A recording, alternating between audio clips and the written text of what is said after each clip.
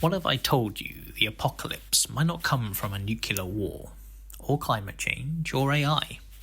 It could come from something so small you can't even see it. In sci-fi movies like The Day the Earth Stood Still, nanobots swarm across cities, dissolving everything in their path. In the movie Prey, self-replicating nanoswarms evolve beyond human control. And in Stargate SG-1, the replicators consume entire worlds. But here's the real question. Could nanobots actually destroy the world, or is it just sci-fi paranoia? Let's break it down. First, we need to define nanobots. When sci-fi says nanobot, it usually means tiny mechanical robots with arms, processors, decision-making ability, like the microbots in Big Hero 6. But in real science, a nanometer is 1/1000th of a meter.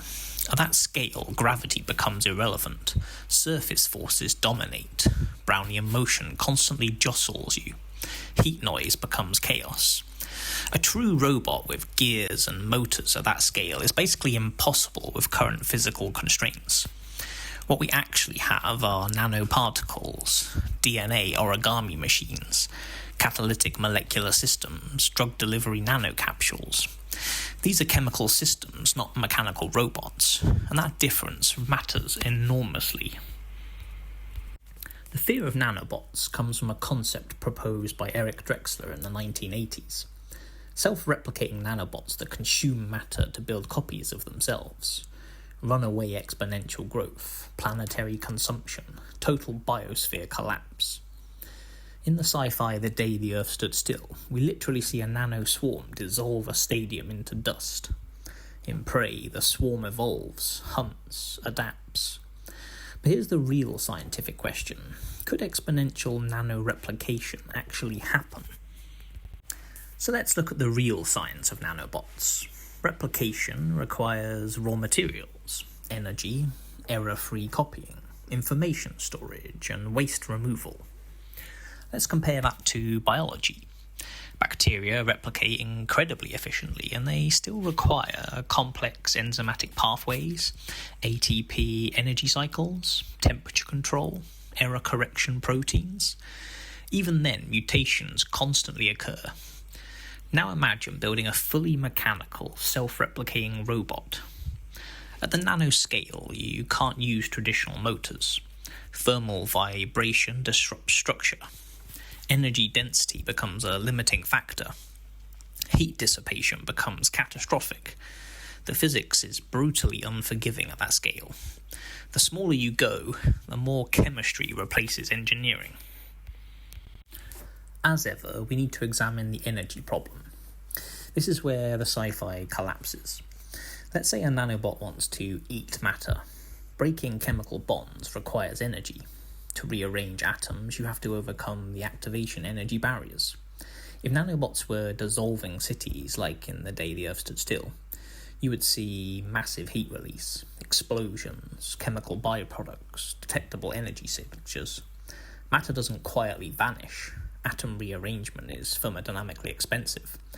A nanobot swarm would be very, very hot. Could nanobots self-replicate? Here's the key insight.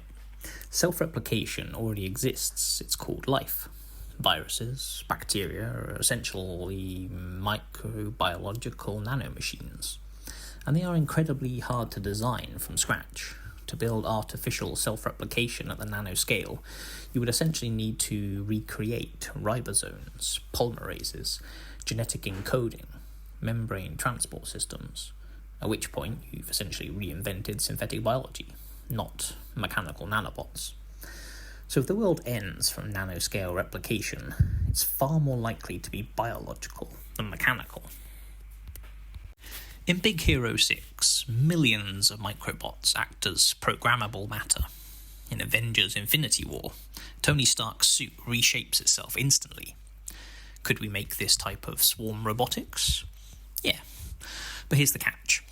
Those systems are millimeter to centimeter scale. Externally powered, centrally controlled, computationally heavy. Shrinking that to nanoscale means no onboard power, no meaningful computation, and no radio communication. Electromagnetic signaling at nanoscale in dense matter becomes chaotic, so independent nano AI units are extremely unrealistic. So what is the actual real science? Here's where it gets interesting. Real nanotechnology today includes things like gold nanoparticles for cancer therapy, lipid nanoparticles in mRNA vaccines, DNA nanostructures, catalytic nanoreactors. These systems can target cells, release drugs, respond to pH changes, bind specific proteins. They're programmable, but chemically, not mechanically. So could nanobots destroy the world? Here's the realistic risk. Not in runaway nanorobots, but in weaponized nanotoxins, engineered viral vectors, advanced materials with environmental persistence, nanoparticle bioaccumulation.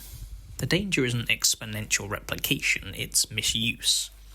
And just like every other science, just like nuclear physics won't destroy the world on its own, it's human decisions which determine the outcomes. So, could nanobots dissolve cities overnight? No. The physics says no, the thermodynamics says no, the energy density says no. But could advanced nanoscale systems reshape medicine, warfare, and material science? Absolutely. And that transformation may be far more disruptive than nanobots could ever be. Could nanobots destroy the world? As mechanical, self-replicating swarms that consume the biosphere? Almost certainly not. As advanced nanoscale chemical systems misused by humans? That's a far more realistic concern. The real threat isn't tiny robots, it's the wrong decision being made. I'm Dr. Dan Stokes, and this is the Real Science of Sci-Fi.